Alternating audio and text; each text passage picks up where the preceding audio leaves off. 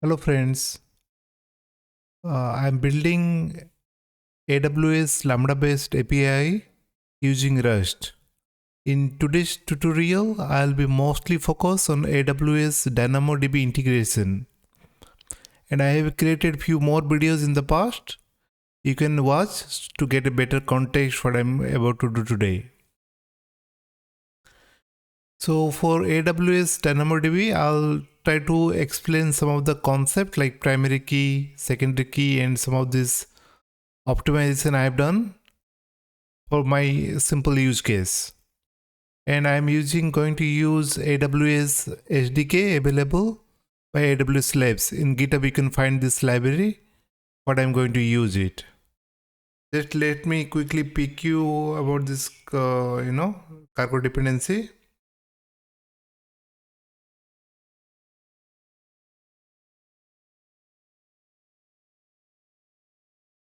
So we need Lambda HTTP runtime and set day for serialization and deserialization to JSON, and AWS types, configs, and AWS SDK DynamoDB. So because we are going to integrate with DynamoDB, so this AWS SDK DynamoDB is essential for today. And Tokyo is the async runtime, and JWK's client is for decoding the JWT token. And there is to deal with the timestamp, I'm using the time, crate.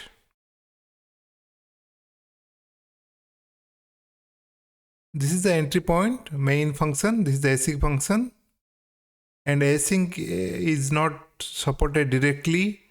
The kind of keyboard async and await is standardized by Rust, but the underlying runtime is not provided by Rust itself. So we need to use Tokyo runtime to provide these async capabilities. And Tokyo is quite popular and production ready. And inside this function, we have to pass this handle. For a simple use case, we can create a closure inside this main function directly. But because I'm trying to build several different layers, so I extracted this handle function to a separate function, and that is also a async function. And I'll explain in a minute. And we are using await and question mark. Question mark is to propagate the error break.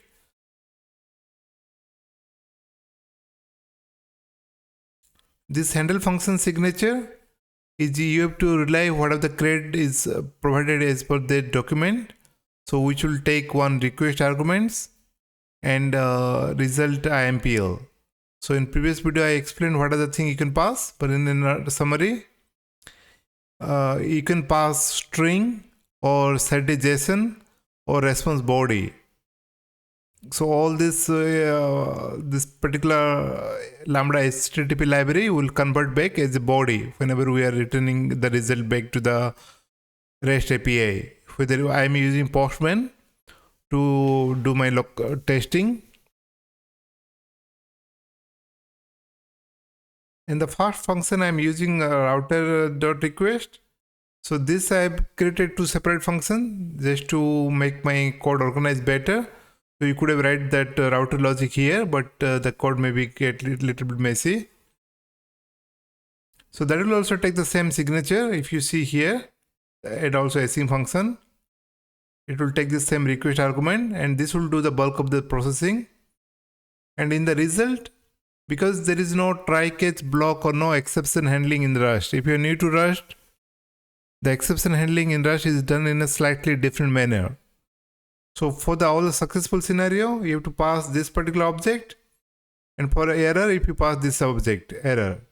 And if you notice a subtle thing, here I am using Lambda HTTP error, and here this is a simple error. This error I created by myself. And this response wrapper also created by me. But if you see this particular signature, what HTTP handle we are providing is we can't change it. We have to, stick to the signature what service fn is expecting as a argument. And service as fn is a function. It is a tower function. Tower is another low level utility which provides this low level TCP level communication.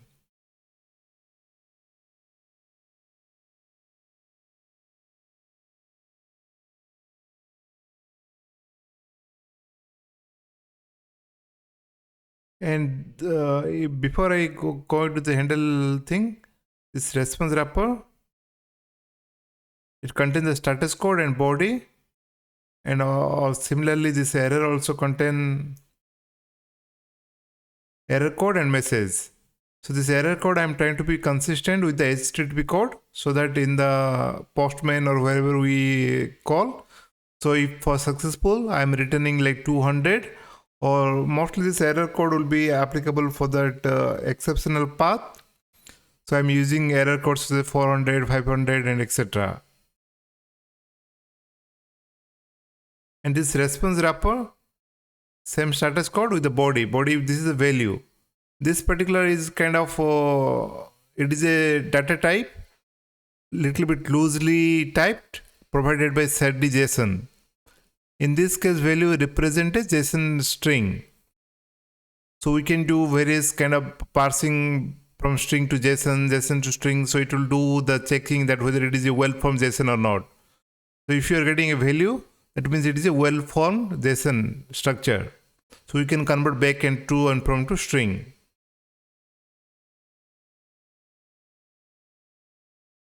And this is an interesting concept, like e.into. This doesn't come by default. Whenever I implemented a prompt trait, by implementing this prompt trait for response wrapper, I can able to convert this error type to a response wrapper.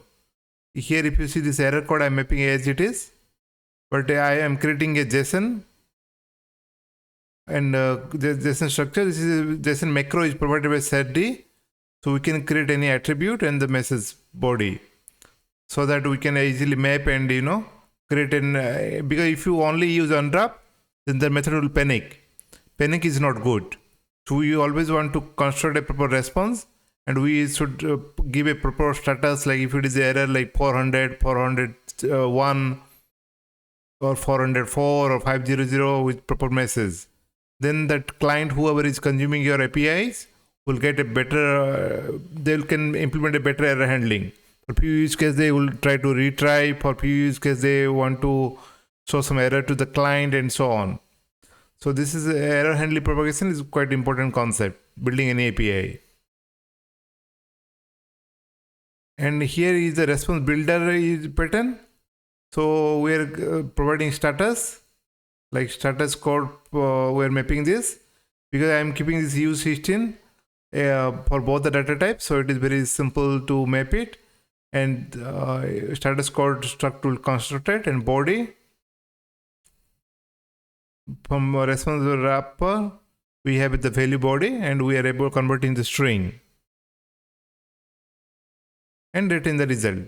And the main bulk of this object is here, router. So you can watch my previous video to get more detail about the ease authenticated method. So in the ease authenticated method, because as I explained earlier, I am expecting JOT token to be passed JWT token or OAuth2, because I have like AWS Cognito in the front end and which already configured with the Gmail provider, and they communicate with the OAuth2. So if my user do have the Google account, so they can able to log in, and the login authenticate. They don't need to give me password and their Gmail password to me. They can redirect it to Google and log into there with their credential, and Google will pass me a access token and ID token. So I'm using ID token here. So the first step I'm making sure that the ID token is valid or not. Once it is valid, then I'm returning the user. This user struct I created, it contains this user name, email and given name. I don't think that's the thing.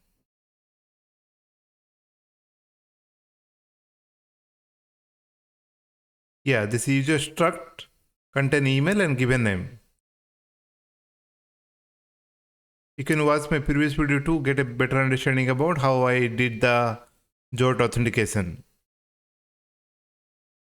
And I got this HTTP path. These are the HTTP path. Like we can expect like /nodes ID, because by default I'm not using AWS API Gateway. I'm using, because I don't want to add additional layer onto my mix.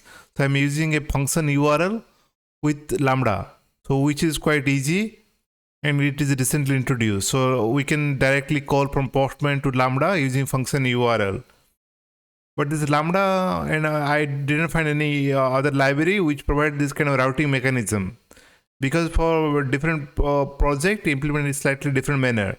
In most of the client I seen, like they try to create like one Lambda per each API, like get nodes ID one Lambda and get nodes a separate Lambda.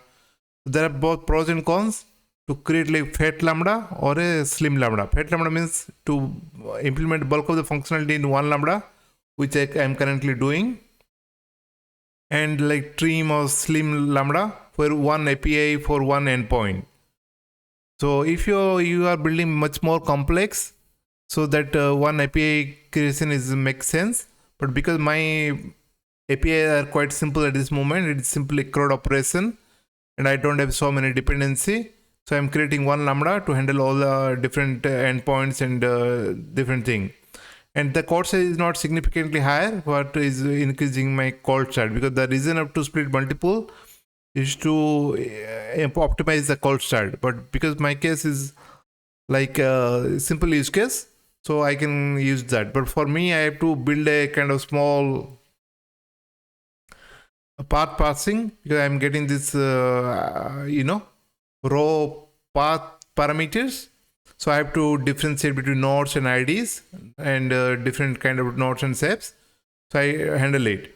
But before we go that handling part is done in get post put directly, because each particular method handle some different endpoints. For example, get handle this much, post may not handle all this thing,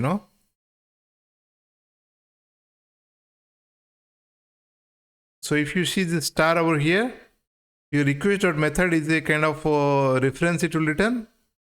It will return a reference with the ampersand symbol, ampersand method. To get to the actual value, we need to use this star or a dereference operator, which will go to the exactly memory location and extract the value and give it to us. And this is like pattern matching. We are providing functionality for get, post, put, delete, but we don't provide some capability for option, head, and some other different HTTP method. In that case, it will go to this underscore, means anything, or whichever left, this request method. So we are throwing error with 4045 status code with method not allowed. And get, post, put, delete, we are passing, for get, we are passing path, whatever we got from this row HTTP path, and we are passing user. And if you see this is await. So for successful, those also return the response wrapper. So all this thing will return this response wrapper. So it will be saved in here, and it will be written as part of this last line. But if there is any error, this question mark will deal with the error and propagate this question mark will propagate this error. And one important thing to note here is that this particular error and this all get post method should be compatible with that. They don't need to be exactly same, but they should they should meet some criteria to follow same trait and same type. So for my simple use case, I'm making all the same. This is my custom error code and message, so they can work easily with each of them. So this question mark is good. So there is no problem. Only doing unwrap is not a good practice, because that can panic, because the question mark is propagating the error back, because I am handling already and sending it back to the proper error code description to the client, and I'm not sending like I don't know what happened at some kind of random like 500 internal error. Try to avoid this 500 internal errors, internal server error as much as possible. Try to give like better error code and message, so that your API consumer, or even though you consume your API, so you know what's going wrong. All the time, if you try to send like this internal server error, there is no clue, there is no idea that what went wrong. So the more effort you spend earlier, so that your troubleshooting and API consuming will be easier later point of time. Yeah. So this is parse path I have created. It is a simple utility I explained in the previous video. So I split based upon this forward slash and extracted this nodes and ID and created a path parameter enum. If you see this, I'm not going to deep today. There is a enum here. So nodes, if there is only nodes URL, there is no ID or no additional path, this would be none. Or if there is any ID will be available, this will be populated by this particular small logic. Parse path. This I explained in the previous video. So once you match it, so this have the different options like nodes with some ID, nodes with none, shapes with some ID, shapes with none, and so on. So there are two different endpoints I'm handling, nodes as well as shapes.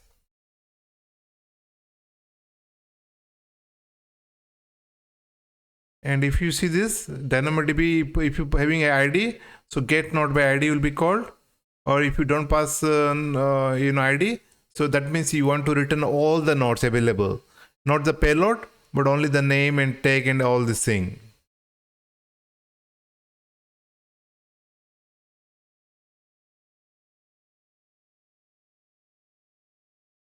So if you see this is some API I'm building, get nodes.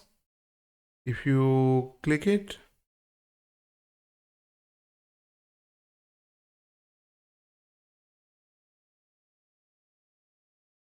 this is the cold start. It because of some network latency, other things, so this took a while, like 600 milliseconds, but actually the Lambda execution takes around 200 milliseconds.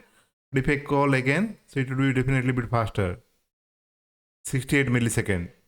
It includes the DNS lookup and all this thing, It is still significantly faster. And transfer start and but it is reasonably good. So if you call without ID, this will be written all this thing without payload. But if you pass this ID,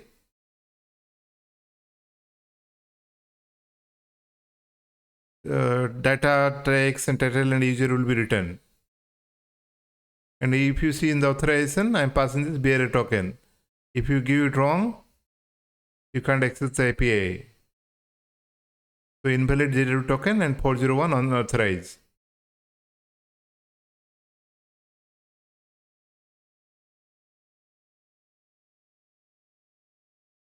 So parse path will create this enum values with the values. Based upon that, I decide like which URL it is supporting. If I am not supporting, I don't recognize like different URL you're passing. So this not supported error will be thrown. Like 4054 or not found. So that API is not recognized. If you try to send something else. So for example, if you instead of nodes, you are trying to send like ABC or AAA. Yeah, message is not found and 404 not found. Now let's dive into this DynamoDB part. So I created another module like DynamoDB nodes. And in this main, if you see that, I added this DynamoDB nodes. I'm not happy with this adding this module all that way. Maybe I will try to optimize or do a slight cleanup in the future, so that once one module dependency should automatically import it. So I'm a bit learning and I'm not spend some time. So I'll clean up this one a bit.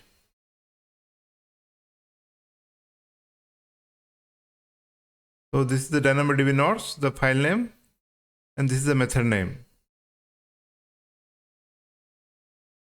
And before I dive into that, let me show you how the DynamoDB looks like. This is a client I install. So I don't need to go log into AWS console to see again and again. So in DynamoDB,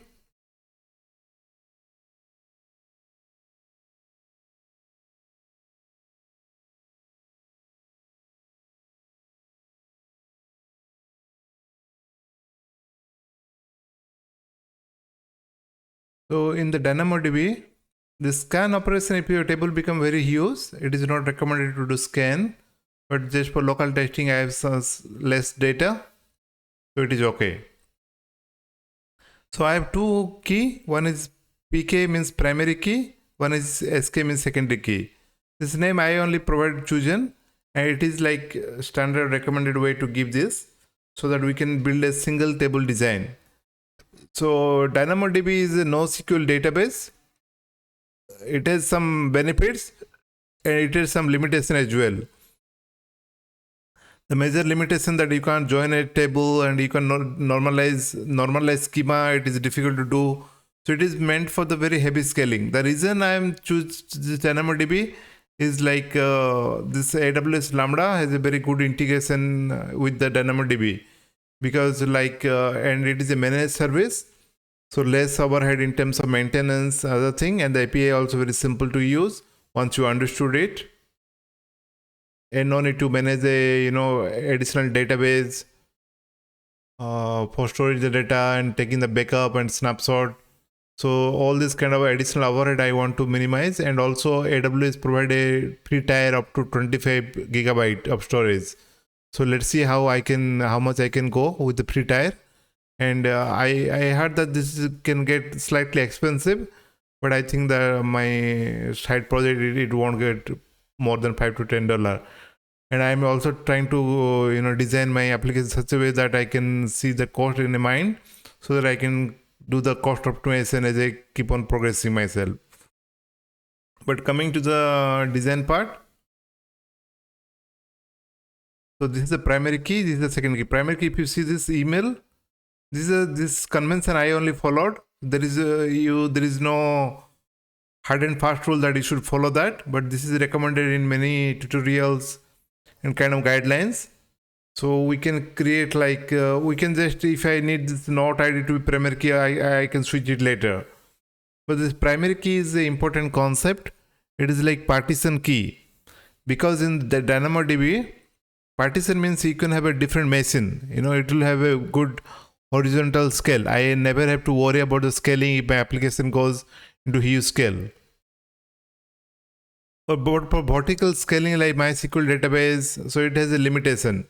You can add CPU memory to up to some level, but if the application grow, so query will become slower because it needs to join multiple table. So it will lead to some kind of performance concern, and the cost also will be higher. But for the NoSQL database, so always that you'll get the same performance irrespective of your data size.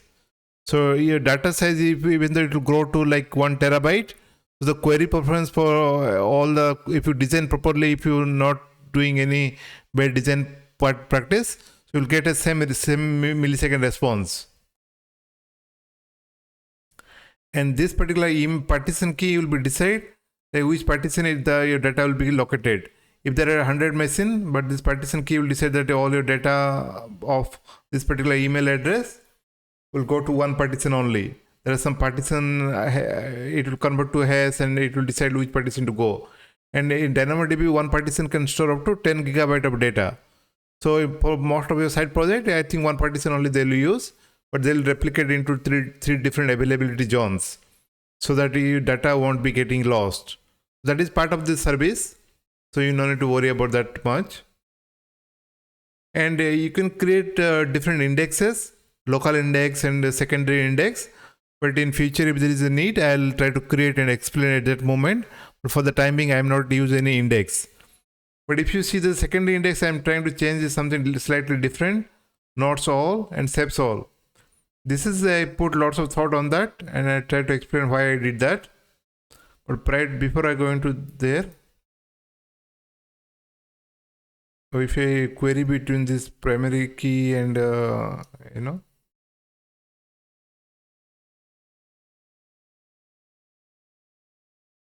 yeah, so I can query DynamoDB get query with passing this primary key and with the secondary key. So this two combination needs to be unique. So primary key no need to be unique. So you may be surprised if you are coming from relational database thing, because primary key usually be unique. But if you are using composite key, there is a possibility that you can use only one key, only primary key. In that case, you have to make this primary key as unique. But if you are using a combination of composite key, means that is two key, this is known as primary key and this is known as short key. So the combination needs to be unique. You can't add this 67 two times. Okay. So I have attribute like title and short key and text and primary key and data. Data is a string blob, JSON formatted. I converted to string back and storing it here. So I'm not going to parse it and see this data. This is my application snapshot of the data. And one big limitation of this particular DynamoDB structure is one item you can only store up to 400 kilobyte. That is a very hard limit. So I'm a bit worried, like if my data needs to be a little bit growing, because currently in my application I'm storing like PNG as a base 64. That definitely won't going to support it. So I have to store in the base 64 image into S3 bucket and store this only the link over here. That is another tutorial I'll create, like how I can thinking in terms of designing my images to S3 bucket. But one criteria to know that one item can only contain 400 kilobyte. So if you are storing only some kind of textual data, it should be good. But if you are trying to store, some more image or some data in DynamoDB by encoding to base 64, then it is not a good practice. So you have to move that image to the S3 and use the link in the DynamoDB to point to S3. Or if the data is also growing like more than 4 kilobyte, but I'm thinking it won't grow that much. But if it is growing that much also, then also this JSON payload, I have to store it into S3 and try to keep the link over here just to make a link that this is the North, this is the North ID, and this is the. So I have to re-architect the solution at that moment. And one more interesting use case I have encountered, because this is too good to get some data. Once I pass this ID, with this email thing I can get from JOT token or ID token. Once I decode, I can get this email back. This email will be embedded inside the JOT token retrieved by this Google Auth 2 service. So I know who is authenticated, which user. So I can only give that data specific to that user. So that will make authentication and authorization is a little bit smoother. So once they can have the node ID also, they can pass. So I can send the payload and the payload can be displayed into the screen as they want. But I'm trying to build a dashboard. Once this user is logged into the screen, I want to have the ability to display all the titles, like this AWS Lambda with Rust, right? So if they have 100, I want to display that. So one simple way is that we can query this, we can query this person's email address, and up to this North Star, we can do that. So it will return all this thing. But the biggest problem with that is that this data also will be written.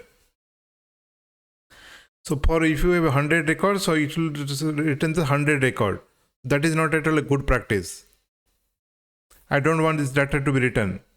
Okay, in DynamoDB, there is another concept on a projection attribute where you can specify title, SK and text, PK. You can say that which attribute do you want. But still, I did some serious reading on that. Even though you do that, under the hood, whenever this DynamoDB service query it, it will still fetch this data. And there is a concept known as RCU, and that is what directly correlate with the cost, how much expensive, what is the price of this your read and write will take place. So even though you do projection attributes, attributes, only the bandwidth you can save, but still it will read this data under the hood. And if you are saving lots of data, so it would be a bit expensive. So for that reason, right, I am created this nodes.all. So it is slightly complicated. It make my design a bit complicated, but I decided to do that. So I'm duplicating this information because in DynamoDB, you can normalize all the data all the time. If you see this is where I'm creating nodes. It has same primary key. Secondary key is different. This is very much possible, and it is recommended way to have this kind of structure. And here I am keeping track of it, all these IDs, whatever is created. whenever it is created, what is the title. This title is exactly duplicate of this particular thing. So we have to have some kind of logic in the application to make sure that they are not out of dated, since you should not change in the one place and you should forget to change in other place, and so on. Because whenever you are trying to get ID, you should change this one. You should both keep both as a sync. And similarly, steps also. I'll talk about steps later. That is the main idea. Okay. Now let's move to the code. So this primary key and secondary key, I am constructing this primary key here using this format macro. This is simply a string concatenation. User.email. This email slash this particular primary key will be created.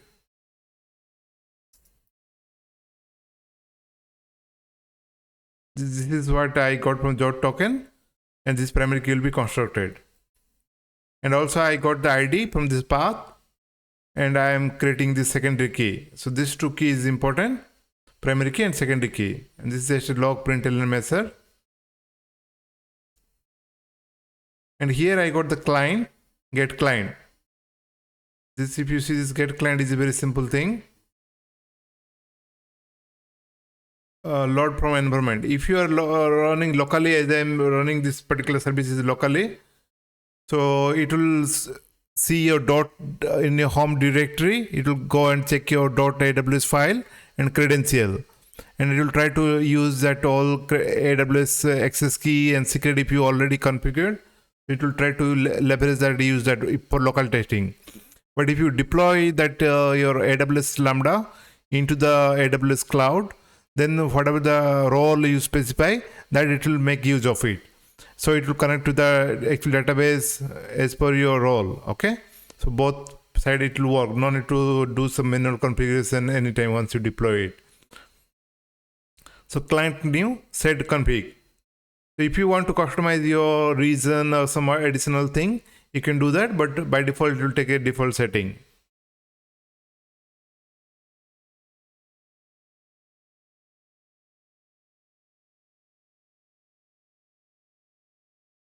So get client.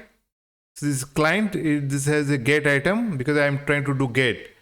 So get will always return a single item, okay? Because we are trying to provide two primary key and secondary key. And table name, I am giving my table name sketch notes. And here I give the primary key and secondary key. And this is one important concept, the attribute value. Because DynamoDB has some different data types. Like it is like binary data, binary boolean, and maps, and null, string, and this is a set. So it is a different data types. So you have to convert back to from this. This is the only important thing you have to remember to know it. This pk is a string, but this you have to convert back to this to a attribute value. You can't simply pass this string to magically, because this is, if you see here, it looks like a string, but you can't directly pass it. So you have to convert back to attribute value and string type. Okay, then it will take it. So both are key. You don't need to differentiate between that it is a primary key or secondary key. You can just give this attribute name pk and sk, so it will be able to recognize. Based upon this primary key and secondary key, it will retrieve the value.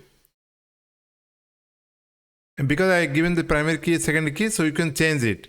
If you give like user ID, email, then it will be very tightly coupled. Because single table design, pk can be anything. It may be nodes ID or it can be anything. We can redesign later point of time.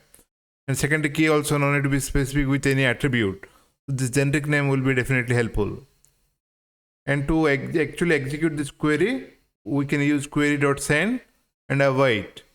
And this is also async function, so it fit well with all this async calls from starting to bottom.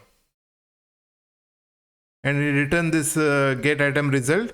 Here I can't do question mark because this HDK error and my error is not compatible.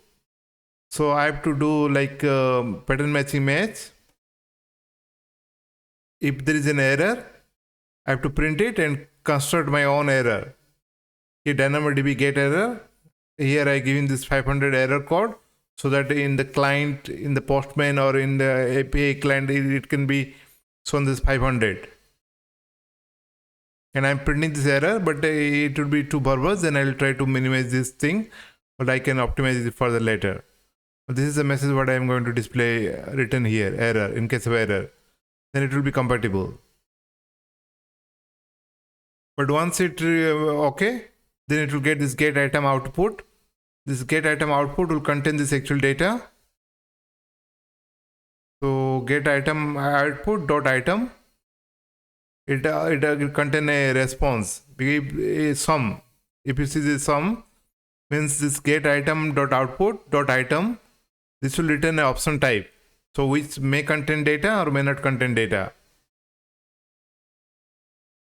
So if it doesn't contain the data, I'm returning 404 not found. So if it will contain some data, it will return a hash map with all these key values. For example, title, text, data, I'm storing into some different variables. But one thing is that there is lots of drama here. Age SS, and age, because the text is array. So I have to convert from this DynamoDB types to the string representation, so that I can return it back. And this data is a string. I'm converting the serialization to a value type, so that it can be printed properly.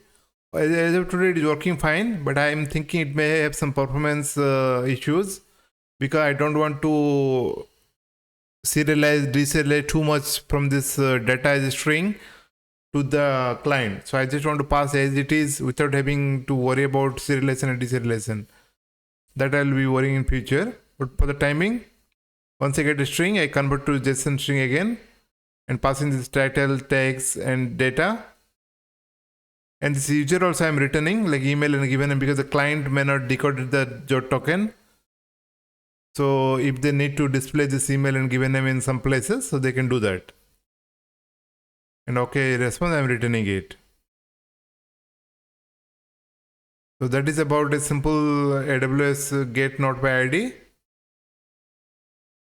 And here we can call this. And if it is the error, it will propagate back. And if it is the response, it will store into body, and we are returning this. But if you see this is written value here, and I'm constructing a response wrapper. Because get call always return the 200 error code. Post may have the 201, but get always have the 200. So with the body, I am returning it. Okay. Then it will be sent back to the browser or client. So for today, I'll explain up to this much. Maybe next video, I'll try to create like how to post, put, and delete, how I can create separate URL, and what are the thing I'm learning in terms of like, challenges I'm facing. And I'll try to also refactor a code so that it will make more cleaner and, easier go day by day. Thanks very much for watching. Have a good day ahead. Bye-bye.